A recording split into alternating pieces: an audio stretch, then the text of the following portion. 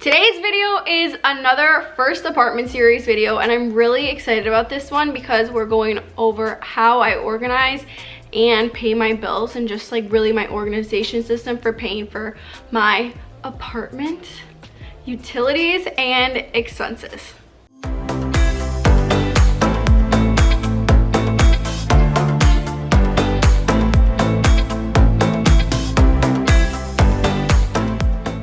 So for the last month or two, every week-ish, I have been doing a first apartment video, and in the first apartment videos, I just cover common things that people need to know about their first apartment that I didn't have anyone to ask, or there just wasn't a lot of good resources on the internet for when I was moving into my first apartment. So I've covered everything from how much my rent is, how much my utilities are, what you need to ask before moving into your apartment, things that I regret not doing. What else have I done?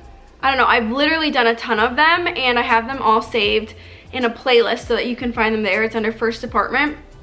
But I think it's just really helpful, and I just really wish that I had something like this when I moved into my first apartment, or at least I hope it's really helpful for all of you.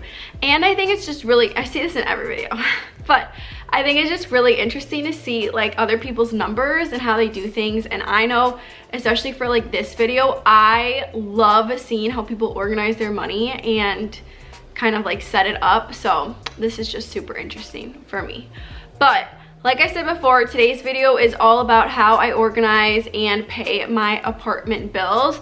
And obviously I'm 23 years old, so I have so much to learn.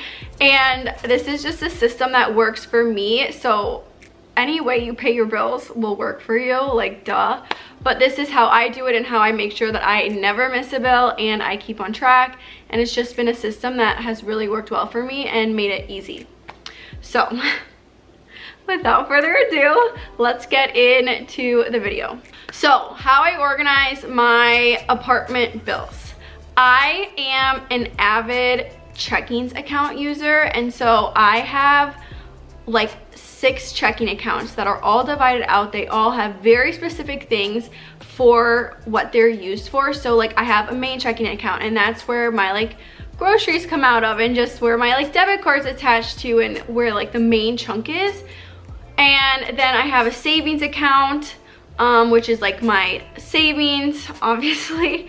But it's not an actual savings account, it's a checking account. So there's 2 right there. I have a Christmas and birthday account, or holidays. I think it's called Christmas and holidays. And that's where every month I put a little chunk of change in there so that by when Christmas time comes around, I am not stressed out about money, and I already have that money set aside. And then it almost feels like I'm not spending money in a weird way. I don't know. At least I tell myself that. And then I have an apartment expenses checking account and a wedding fund, if we're being honest. So those are the different checking accounts I have. I think that's it. So maybe that's only, how many was that? 5, maybe not 6, but 5. So what I do is I get paid once a month, and at the start of the month, on the 1st, every single month, I go through and I have a little meeting with myself where I go and distribute funds. And so when that money gets into my main checking account, I will then go take it and divide it up into my other checking accounts so that I know where things are going. So from that main one, I'll take however much money, $100, and I'll put it into the Christmas fund. And then I'll take my expenses for my apartment, so my rent and all my utilities, and I go and put it into my apartment checking account. And then my savings, I do the same thing. So then that makes it super easy, because then I keep a certain amount of money. I personally like to have 2 months of rent and expenses, utilities and stuff, in my apartment checking account. So I will then just go take it, and then it's just always there. And it's really nice because then for my expenses and utilities, so I'm looking at, I have it pulled up right now, but I have, oh no, I clicked out of it. 1 second. Okay. So the expenses that get taken out of this account every month are my rent, obviously. I have my renter's insurance, so that's through State Farm. So I have State Farm, I have my light and water bill, and then I have my Spectrum cable bill. And so those all of those companies are attached to this bank account, and so they automatically withdraw every single month from that apartment checking account. And that makes it really, really nice in my mind. It makes it really clear, one, because I always keep 2 months in expenses in there, that I know that I have enough money that when it pulls the money out, it will never be overdrafting or whatever it's called. And then 2, I can easily see exactly how much is in there. It's super easy for me to find like how much my light and water bill was last month, and it just also makes it easy for like the automatic billing, because that's where I just put everything. So that's kind of my method for paying bills. I know I also use an Excel sheet, and in that Excel sheet, my boyfriend's an accountant, so like he gets so intense about Excel sheets. I have a really, really good apartment budget Excel sheet that he put together for me, and I used it religiously when I was first moving into my apartment. I'll put the link to that below, because we actually found a way where you can download it for free. If you have to have Excel, unfortunately, but it will just, you can go to my website and then you can download it for free onto your computer and like continue to use it. That helped me so much. But in this Excel sheet, I go and like I calculate all the expenses, how much I spent on groceries, how much I spent on gas, etc. in that Excel sheet. And then most of my utilities besides light and water are the same. So my rent stays the same every month. My Spectrum bill, which is like my cable and my Wi-Fi, stay the same every single month. And then my renter's insurance stays the same every month. So those I know for a fact what I need to budget for those every single month. But then in this Excel sheet, it's really nice because then I can see, okay, well, in August, this is how much I spent on light and water. In September, this is how much I spent in June, you know, etc., etc.